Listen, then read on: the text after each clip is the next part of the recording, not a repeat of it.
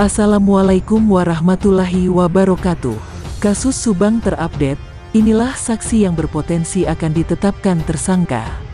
Namun sebelum lanjut di pembahasan, mohon dukung channel ini dulu ya, dengan cara menekan tombol subscribe dan lonceng notifikasinya, agar kalian tak ketinggalan berita terbaru dari channel kami. Kalau sudah, mari simak videonya. Halo pemirsa yang budiman selalu mengawal kasus Subang. Semoga kalian selalu diberi kesehatan ya. Masih mengenai dengan peristiwa di Subang, peristiwa perampasan nyawa Amel dan Tuti di Subang, perkembangan baru diduga kasus ini, dan akhirnya akan diselesaikan. Masih seputar perkembangan kasus Subang tentang pengungkapan pelaku pembunuhan ibu dan anak di Subang, Jawa Barat. Yosep saksi kasus pembunuhan ibu dan anak di Subang, Jawa Barat. Masih tentang kasus pembunuhan ibu dan anak di Subang, Jawa Barat.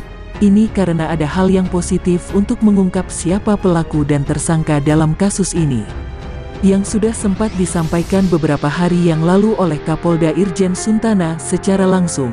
Ada beberapa saksi yang kemungkinan akan bisa dijadikan tersangka, di antara salah satunya, jika pengakuan mereka ini tidak sama sekali sinkron dengan detik per detik rekaman CCTV di bulan Maret ini yang memasuki bulan ke-7 kasus Subang, Jawa Barat.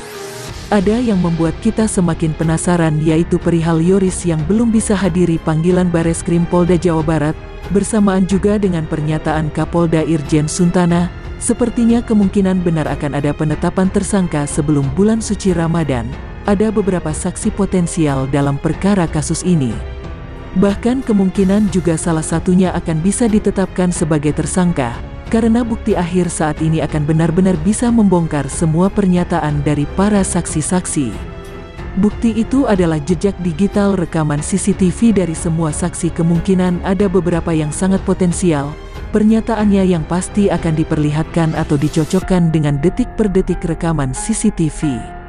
Saksi pertama Pak Yosep sudah diperlihatkan, saksi kedua Yoris, namun belum bisa datang penuhi panggilan saksi ketiga Danu.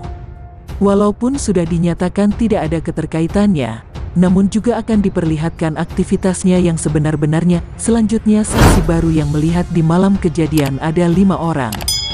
Lalu juga saksi supir angkot yang sempat melihat sopir mobil Alphard pagi itu turun ke jalan, Ibu Mimin yang katanya sedang liwetan, dan juga kedua anak Ibu Mimin yang juga katanya menginap di konter temannya saat malam kejadian. Lalu pacar almarhumah Amalia Mustika Ratu bernama Diki, dan terakhir sosok Banpol yang sangat potensial yang sampai saat ini juga kita belum tahu siapa sosok Banpol tersebut, dan kini masih menjadi pertanyaan publik. Namun kemungkinan sosok Banpol ini sedang dalam pencarian atau bahkan juga kemungkinan sudah dalam pantauan kepolisian Polda Jawa Barat. Semua saksi tersebut sangat bisa membantu kepolisian Subang, Jawa Barat jika pernyataannya benar. Maka dari itu rekam jejak digital CCTV yang akan membuktikan benar atau tidak apa yang mereka katakan di awal. Jika memberikan kesaksian bohong, itu artinya sama saja ikut serta dalam kasus Subang, Jawa Barat ini, sebagai orang yang menutupi tindak kejahatan.